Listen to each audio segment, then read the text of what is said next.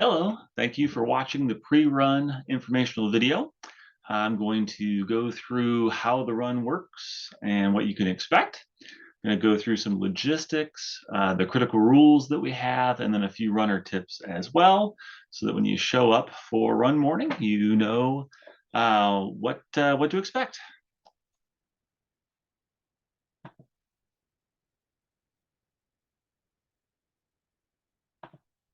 Okay.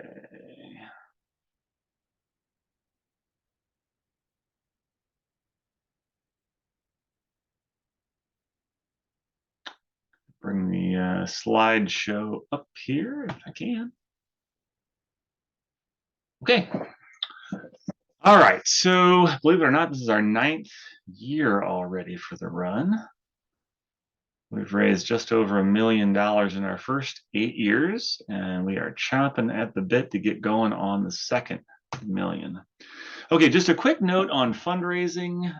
Just a reminder that the minimum fundraising amount is $1,000. Please do contact me if you have concerns about making it. I can't make exceptions on the minimum amount, but I do have some resources that I can move around a little bit to where I might be able to help you out if you think you're not going to quite make it. So do get a hold of me.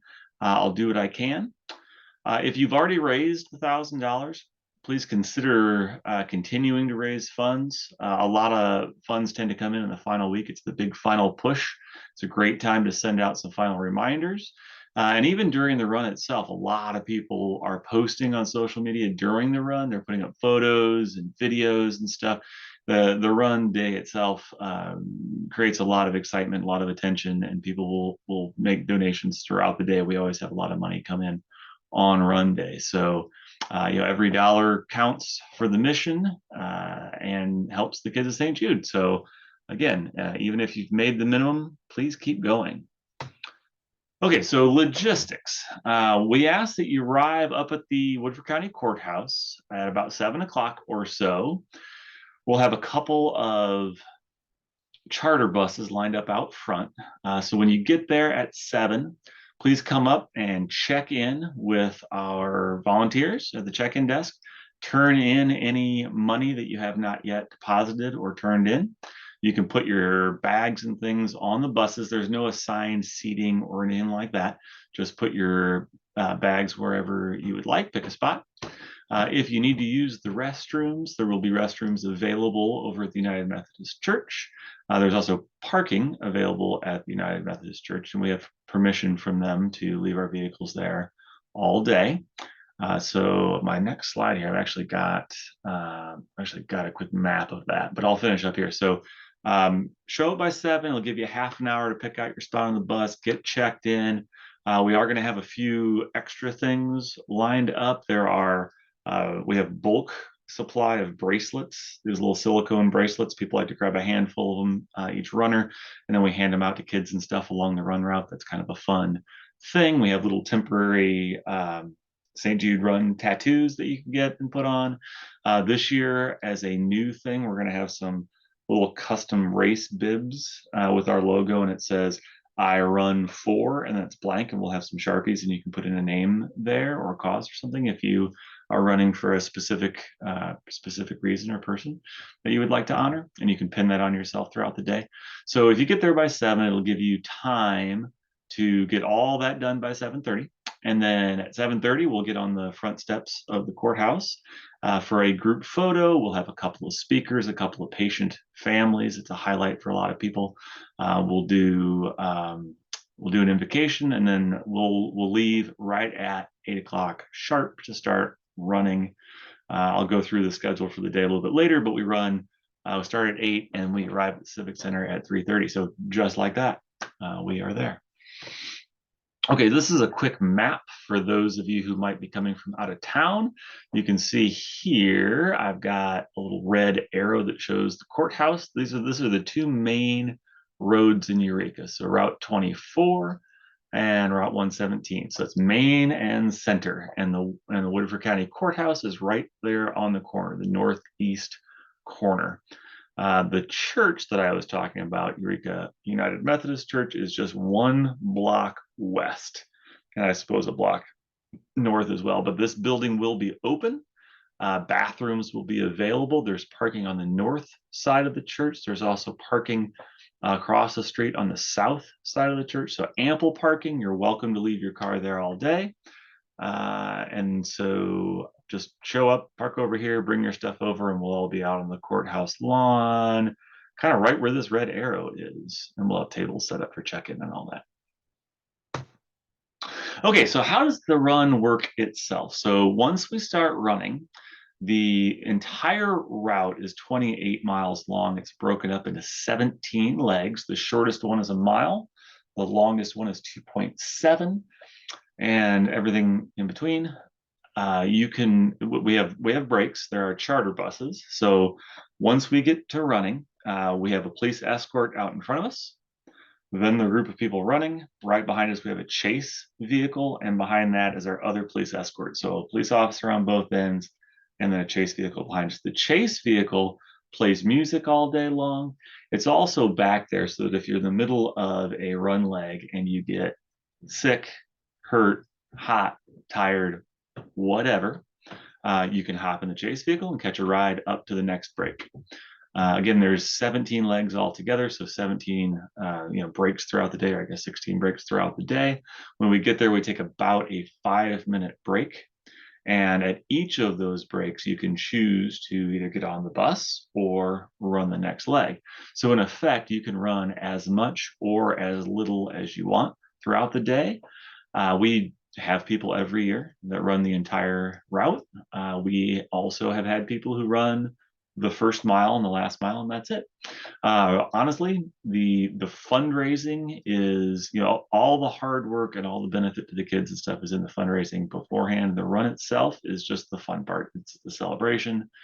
So, if you want to run a lot, run a lot. You want to run a little, run a little. We don't assign legs. We don't have you sign up for legs. People are free to do what they choose throughout the day. As far as food and drink, we will be stopping for lunch about halfway through our route over in Washington. Breakers Market is providing a lunch for us. There will be enough food for all of our runners and volunteers. A lot of people will have their family and friends join them for the lunch. We stop at the Washington Park District building. I believe it's at 11:20. It's on the route sheet.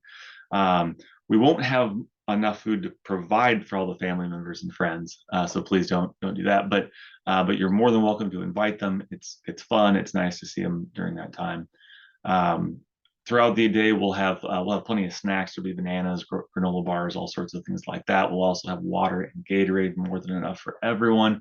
If there's something else in particular that you want for yourself, food or drink or whatever, obviously you're more than welcome to bring that with you, but we will have enough of those items for everyone throughout the day.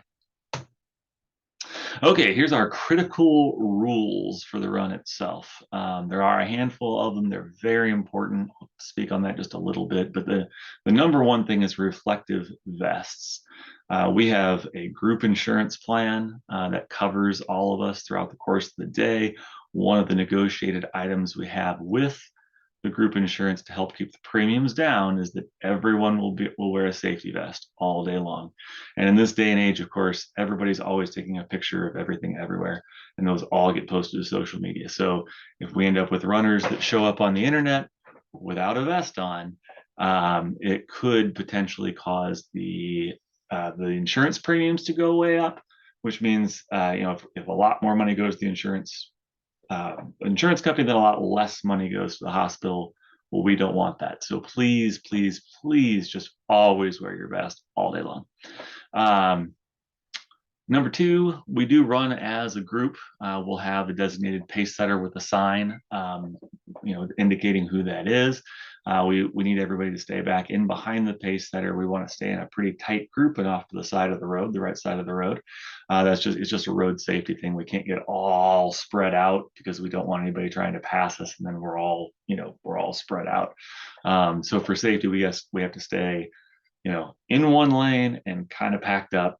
And then we use the pace setters, to help us not to get too stretched out. things tend to work a lot better that way. I already mentioned that there's a chase vehicle there that you have the option of getting into if you need to. Please do use it if you get tired. If you decide that you're struggling, if you're not feeling good, that's what it's there for. There's absolutely no shame in the chase vehicle. I've been in the chase vehicle. Most people have. So by all means, use that. If you do get into the chase vehicle, please just stay in there until the next stop. Don't get back out of it and continue running in the middle of the leg. If you've been having an issue such that you need to get in, just stay in there, please. For safety, we really need you to do that. No MP3 players, no earphones. It's unnecessary anyway because we've got music for you all day long. No alcohol. That would be in the buses or at the Civic Center parking lot. Again, we can't have that. That's kind of an important one. Now, once we get to the Civic Center and get inside, I'm going to cover this later, but there is a post-run party and there's a couple of beer gardens and it's all free. So you know, alcohol later will be provided. We just can't have our own out there on the route. That's another insurance issue, and that one could I think probably just kill the whole run. So last one I have here, that when we do our runners parade, and I'll talk about that a little bit later, but we can't have children accompany us. They can't join us. So if your kids are there to cheer you on, that's great. They just can't run into the Civic Center with us. That one's really, really critical too. It happened years ago. Someone brought their kids in, and it's a lot of bodies running. A kid got knocked down, kind of trampled. They were okay, but it was a really bad scene. So it's a really strict rule. You cannot have your kids accompany us when we're running in to the Civic Center as part of the Runners Parade. Very last thing is just that Randy Little is our lead volunteer. Once we get to running, I'm kind of occupied with running all day, and so Randy makes all the calls in terms of any decisions or runner volunteer safety. If he sees someone that he thinks is struggling, not looking good, whatever, needs to pull somebody off the course or whatever, that's a safety decision.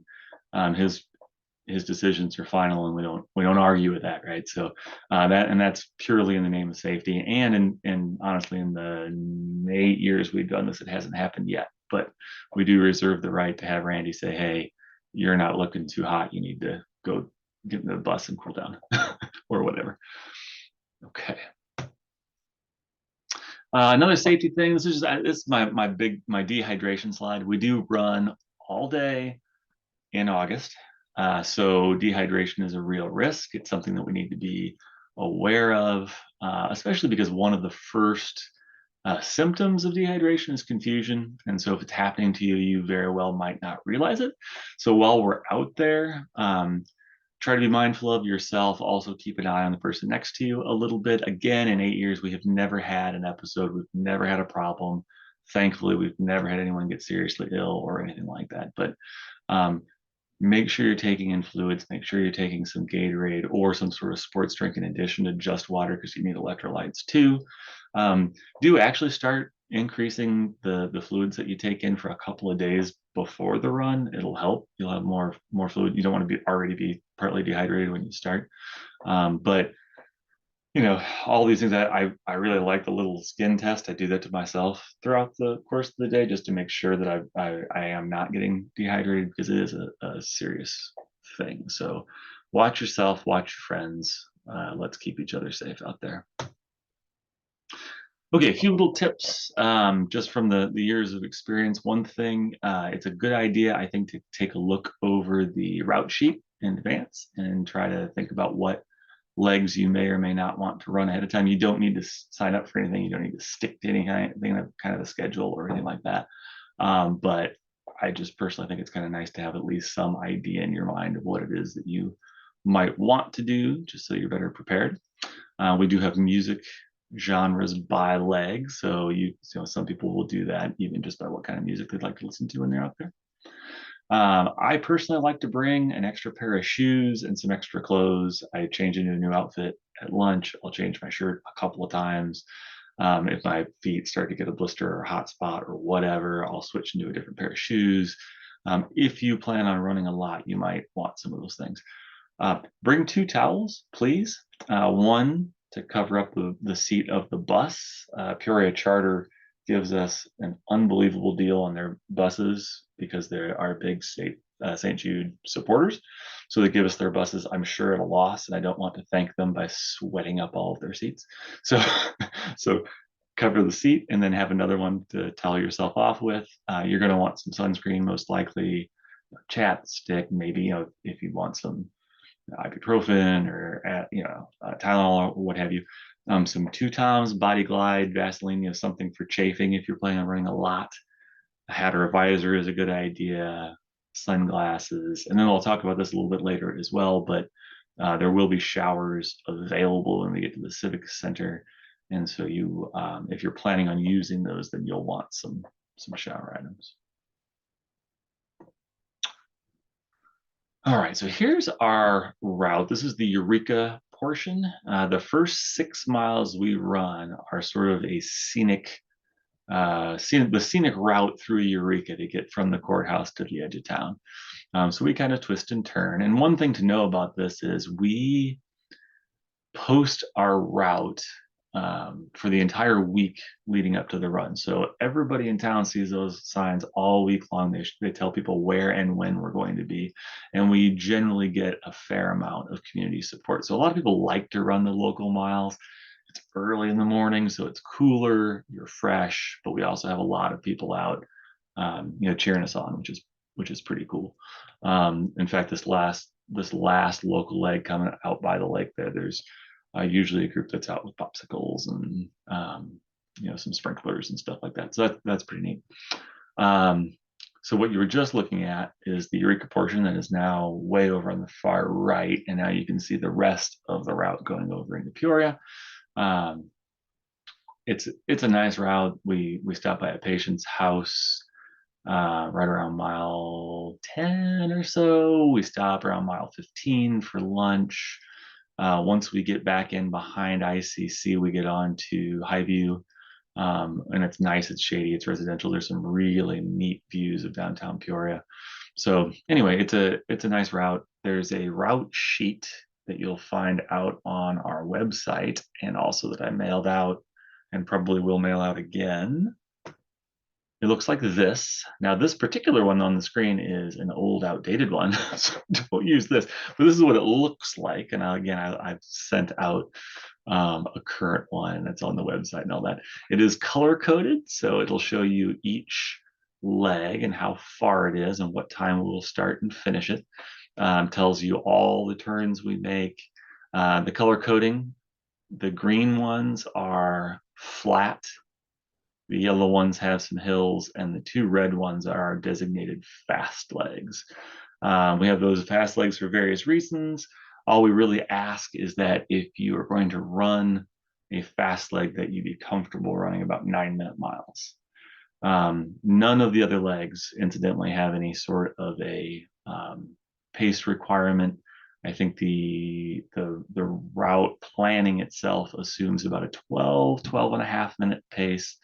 We'll adapt the pace a little bit throughout the day just based on who's out there and how fast they want to run, but usually around 11 and a half, 12 and a half, whatever people really want to do, other than those 2 legs.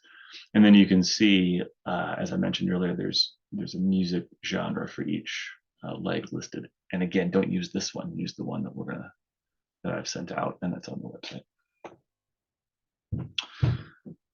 Okay, once we get into Peoria, so we're going to get to the Civic Center at about 3:30. When we get there, this year is going to be a little bit weird because of the construction on the bridge. Normally, the buses and our chase vehicle and our police escorts and everything stay with us all the way into the final parking lot. This year, there's construction on the bridge that we go over. They're going to have it open for foot traffic. That means us. So we're going to be able to go over that bridge. Vehicles will not be able to. So the vehicles are going to have to go a different route and then meet us at our final destination. So that's going to be a little bit weird, a little bit different. We'll have to just figure it out as we go a little bit. But essentially, once we go to that very last leg, we'll split up from our vehicles. When we get down there, we'll have to go. Our buses will be lined up over on, I think it's Fulton, but we'll find them as a group. We'll find our buses and get all of our stuff off of them. Um, and then, so we'll get our things off the buses, and then you'll have an hour to get cleaned up and put on our matching shirts for the year. It's not this one. Matching shirts for the year. And then we have to line up. I think it's on Monroe. And again, I'll send out those specifics in emails in the week leading up to the run as well. But we line up. There's a big flag, one of those big standing flags that says Eureka. We'll line up in front of that. We need to be lined up at 4:30. The parade starts at 5, but as of about 4:30, they start to move, and then it's hard to find your group because we won't be in front of the flag anymore. The parade is just each run city one at a time running into the civic center with banners and flags and stuff, and it's they have a television crew there making announcements and filming and all that, and then they use that footage later during the telethon. Once we run into the Civic Center, as soon as we get inside, there's going to be a couple of photo stages, stages for group photos. We'd like to gather up and get one of the group photos as soon as we get inside. So kind of look for that once we get in. I will, the running in is really, really, really cool. There's people lined up on both sides. There's usually patient families. Everybody's cheering. The television cameras are there. It's a really cool thing. It's kind of a rush. You run into the building, and then you're just inside this great big huge building. There's just sort of people everywhere, and it's a little chaotic. But we'll take a picture. As soon as we get our picture, then you're free to enjoy the festivities. There's a post-run pasta party. Avani's donates everything. The lines can be super long, and you think, oh no.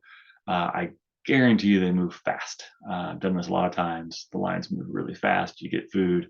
They're going to have beer inside. They're going to have a beer tent, a beer garden this year outside as well. There's also going to be food trucks on site, outside.